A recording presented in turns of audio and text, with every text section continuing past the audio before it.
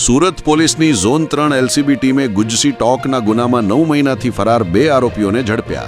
કતારગામના એપાર્ટમેન્ટમાંથી પૈસા ગણવાનું મશીન સહિત 3.08 લાખનો મુદ્દામાલ કબજે કરાયો.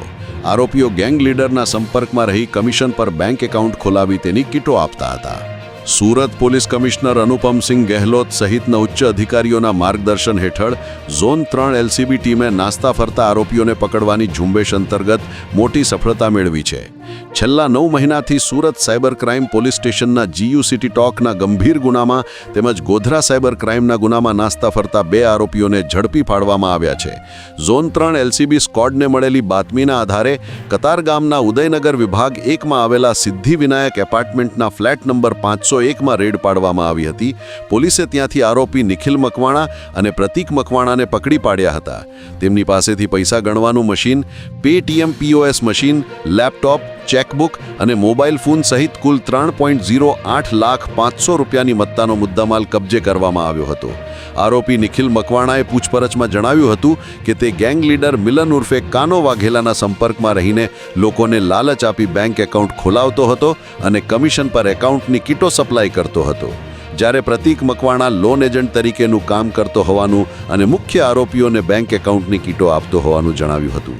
પોલીસે બંને આરોપીઓ વિરુદ્ધ કાયદેસરની કાર્યવાહી હાથ ધરી છે. सूरत शहर के माननीय police commissioner Shri Anupam Gehlot sir जी की सूचना तहत शहर के अलग अलग केसेस में जितने भी वांटेड आरोपी हैं उनको रेगुलरली ट्रेस करना और उनको पकड़ने की सूचना दी. इसी अभियान के अंतर्गत हमें ये पता लगा कि चौक पुलिस स्टेशन विस्तार में सूरत साइबर क्राइम पुलिस स्टेशन के 2 आरोपी की मूवमेंट चल रही है.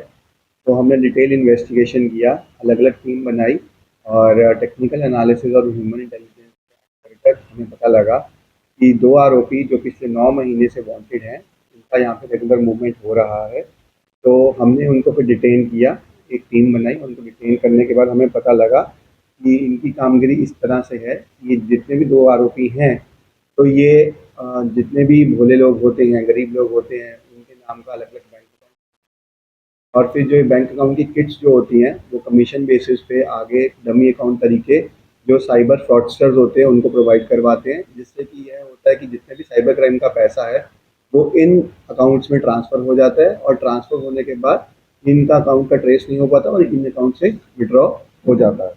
तो 2 आरोपी जिनको हमने पकड़ा है उनके नाम, दोनों भाई हैं और पहले का नाम है निखिल भाई दिनेश भाई मकवाना, की उम्र है 26 साल और दूसरे का नाम है प्रतीक भाई दिनेश भाई मकवाना है 20 साल.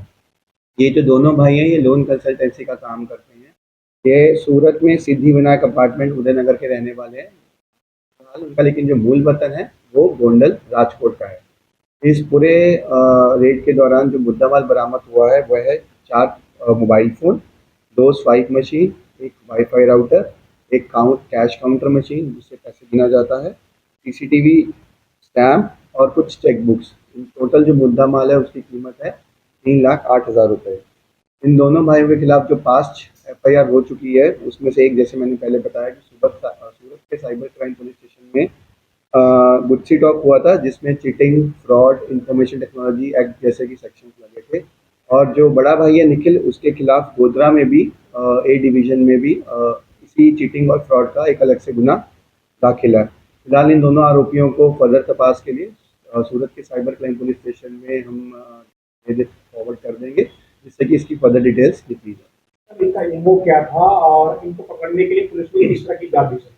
इनका एमओ जैसे मैंने बताया यही रहता है कि ये अलग अलग नए अकाउंट्स बनाते हैं जिनका आइडेंटिटी ट्रेस करना बहुत मुश्किल होता है. जैसे कोई गरीब हो, कोई रूरल विस्तार से, पिछड़े इलाके से हो, उनके आईडीज़ ये लेते हैं और नए अकाउंट्स बनवाते हैं. जो नए अकाउंट बनवाने के बाद इनके पास जो किट आती है वो जो लार्जर ग्रुप साइबर क्राइम करते हैं उनको प्रोवाइड करवाते हैं कमीशन बेसिस पे.